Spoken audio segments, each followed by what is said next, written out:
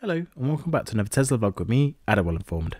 In 2023, if you think the alternatives are catching Tesla and that Tesla's offering is being watered down now against its competitors, especially because of the Supercharger network being opened up, this video has 4 reasons within an 8 to 10 minute window-ish why it would be incredibly silly of you not to even consider a Tesla as your next car. One reason in particular, and I hear it from both non-Tesla and existing Tesla owners looking for a new EV, is that people will seriously consider other EV alternatives when any EV can charge on the Tesla Supercharger network. And to some extent, that statement is going to be true. I'm a realist and I understand that not everyone wants a Tesla, but despite Tesla's ring fence slowly being removed around the world, charging a Tesla at a supercharger will undoubtedly still be the best car to charge at a Tesla supercharger, period.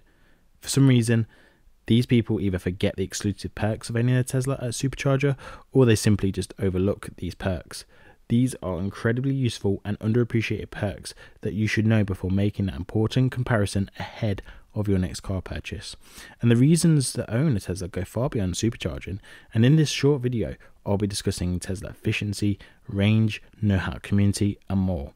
To clarify, the purpose of this video is not to take the limelight away from other EV alternatives, but to present an alternative viewpoint around Tesla ownership that I feel is missed and especially underappreciated by others.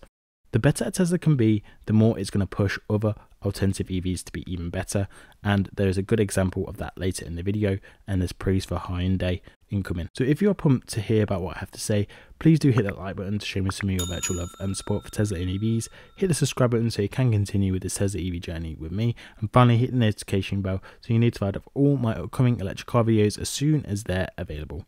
Right folks, let's get fully into it now. To get the ball rolling, I want to discuss Tesla efficiency and range against petrol and EV alternatives. Tesla has long been an efficiency beast, but what does that mean to you as the average consumer? Efficiency is the driver for cheaper running costs, basically the costs from getting from point A to point B. Whilst range undoubtedly is a factor in your car purchase, please do take some consideration into vehicle efficiency too, because many won't. The EPA website is a great resource to use to compare vehicle efficiency against alternative solutions. A prime example of a Tesla versus a petrol alternative is to take the Tesla Model Y and compare it against the Toyota RAV4, for which is a fan favorite amongst many consumers around the world. Did you know that the Tesla Model Y long range is over 4 times more efficient than this Toyota?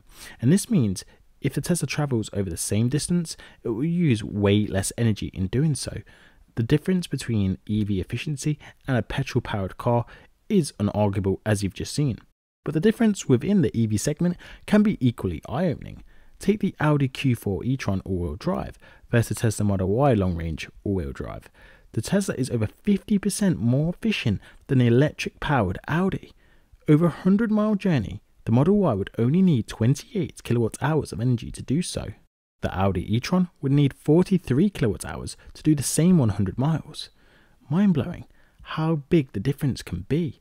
So don't be complacent. This isn't just a simple electric versus petrol. Do also compare amongst your EV choices too. The less energy required to travel a distance, the more money that you can retain in your back pocket. Tesla has always been a market leader in efficiency for EVs, and it's great to see that other EV alternatives like the Lucid Air and the upcoming Hyundai Ioniq 6 challenge Tesla. More so for Hyundai because it's these affordable EV choices that will make big differences to consumer choice and driving high efficiency standards between manufacturers. Tesla still has an edge on both range and efficiency on the all-wheel drive long-range versions against the Ioniq 6, but it is a worthy effort and I hope that they continue to push for more efficiency gains. A healthy rivalry will be good for all parties. Therefore, be vigilant even on your EV choices. Consider efficiency and how that's going to translate into cost, both to the ticket price and your actual running costs. The second reason why Tesla should still be on your list of choices for your next car is that it is the best car to own and operate on the Supercharger network. And you know that I mentioned it in the introduction earlier as well, but I do think some owners underappreciate the Tesla advantage here. Having access to the network with a non-Tesla EV and supercharging with a Tesla will be 2 different experiences. Why is that? Well, let me put it this way. Will other EVs having supercharger access be a positive to them? Absolutely, and I think we'd all agree with that, mainly for the ever-growing network of just reliable fast chargers. Is it a positive to Tesla owners to allow others access? Well, I was cautiously optimistic that it is a good thing for Tesla owners when it first hit the UK. Overall for me, if allowing Tesla to get more customers, if this then translates into more charging stations at newer locations at a faster rate, then that is going to be a net positive to get behind. But in addition to that net positive, here's why if you own a Tesla and use the superchargers, your experience will be much more fulfilling. First being perhaps the most forgotten advantage, that's dialed in software and real-time connection in the in-car sat-nav. Whilst other brands may detail the supercharger location on the navigation, the Tesla will know how busy that supercharger is, and if on a scheduled route, it can and it will reroute you to a different supercharger.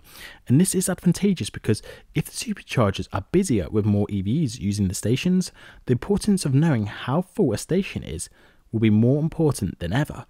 Not only that, if the station is an older V2 station, that can be the difference between sharing half power or visiting a faster, non-restrictive V3 supercharger that is a little further down the road. Ultimately, the car can take all the stress of working out which is the most beneficial choice to get you to your destination in the quickest time. No other sat-nav will have the integration between the car and the supercharger together with the real-time data.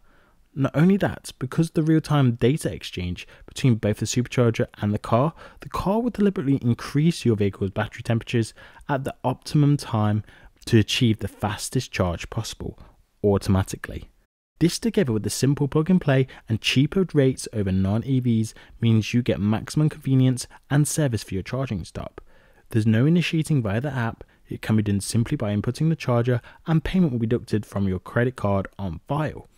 Tesla opening its network is a net positive for both Tesla and non-Tesla EV owners, but a Tesla using the network will get the most comfort, convenience and speed from the experience as possible. That is what most people underappreciate or forget what's on offer. I think I've said enough about supercharging now, so let's move on. Now it's time to talk about the know-how community. Tesla has the highest customer retention and the industry should worry according to this electric article. It goes on to say that customers that own a Tesla for the first time aren't abandoning the brand, but actually sticking to the brand. And this has to be one reason of many, but it's pretty much in line with the hype about Tesla seen across social media, YouTube, and maybe your work colleagues. I think the likelihood of you knowing someone owning a Tesla now is far more so than the last 2 or 3 years. Generally, these owners speak so highly of the car that even non-traditional car fanatics are becoming fanatics about their cars thanks to Tesla ownership. Tesla has a variety of owners from different backgrounds and they all have a mutual interest in improving their Tesla ownerships via hints and tips and via their Facebook groups, Twitter or even dedicated forums. What I'm trying to say is that there are people from all walks of life in these groups. They're not all speed demons or hardcore car fanatics. This provides for a variety of different solutions to improve your Tesla ownership experience, but also a resource to refer to if and when you're experiencing issues. Jumping to an electric car can be a scary thought at first, and we've all been there, but knowing that there's a free resource that you can read and interact with at your leisure is invaluable. And sometimes you just need that reassurance from someone that may have that very unique circumstance that you also have. And having that widespread of ownership allows you to have this approachable resource before and after your purchase. And different EV groups have something similar, but I doubt it's on the scale as what Tesla has done. Not everyone is nice in these groups, but it's generally a big positive. The final point before moving on to the conclusion has to be over-the-air updates. Anywhere, anytime. Name me another car that adds safety functions, better winter efficiency, increased charging speeds, better charging curves, more music services, and more climate controls. The list goes on, and that's because the product consistently gets better thanks to these over-the-air updates, and it's a function that others have failed to copy, not only in speed, but also in value/content. And whilst you can find other vehicles that can download software updates and enhance their offering, these are a scratch on the surface of what Tesla has offered for many years now. And we could even incorporate the Tesla app and phone key and how updates to the phone app ensure that the app runs quicker, smoother and more consistently.